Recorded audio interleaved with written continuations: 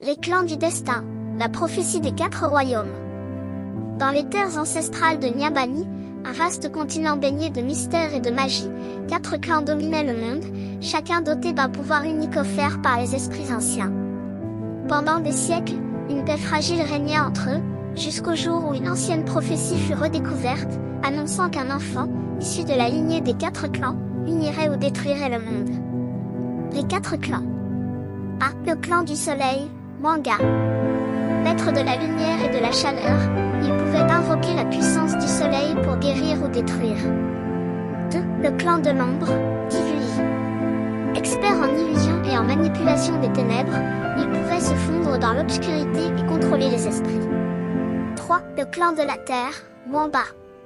Protecteurs des montagnes et des forêts, ils avaient la capacité de parler aux pierres et aux arbres, façonnant la nature à leur volonté. 4. Le clan du vent, Pepo. Libre comme l'air, il pouvait contrôler les tempêtes, s'envoler et entendre les murmures du futur portés par le vent. L'enfant de la prophétie. Un jour, une femme du clan du soleil et un homme du clan de l'ombre tombèrent amoureux en secret. Leur union interdite donna naissance à un enfant, Nia, une fille portant le sang des 4 clans. Dès son plus jeune âge, elle manifesta des pouvoirs qui dépassaient ceux de n'importe quel guerrier ou chaman. Lorsque les chefs des clans apprirent son existence, ils furent divisés. Certains la voyaient comme une bénédiction, d'autres comme une menace qui pourrait briser l'équilibre des forces. La guerre éclata. La guerre des clans et l'éveil de Nia. Chaque clan voulait s'emparer de l'enfant ou la détruire.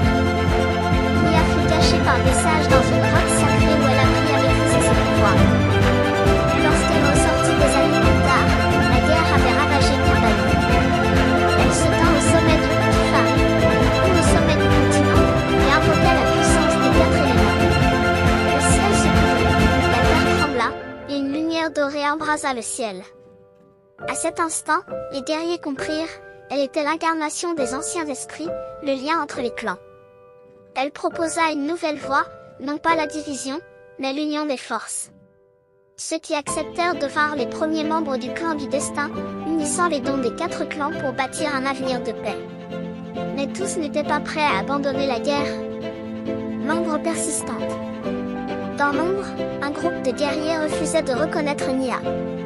Ils jurèrent de rétablir l'ordre ancien et disparurent dans les montagnes, attendant le jour où ils pourraient renverser la paix fragile qu'elle avait instaurée. Et ainsi, le destin de Nyabani resta suspendu à un fil, entre harmonie et chaos, sous le regard silencieux des esprits ancestraux.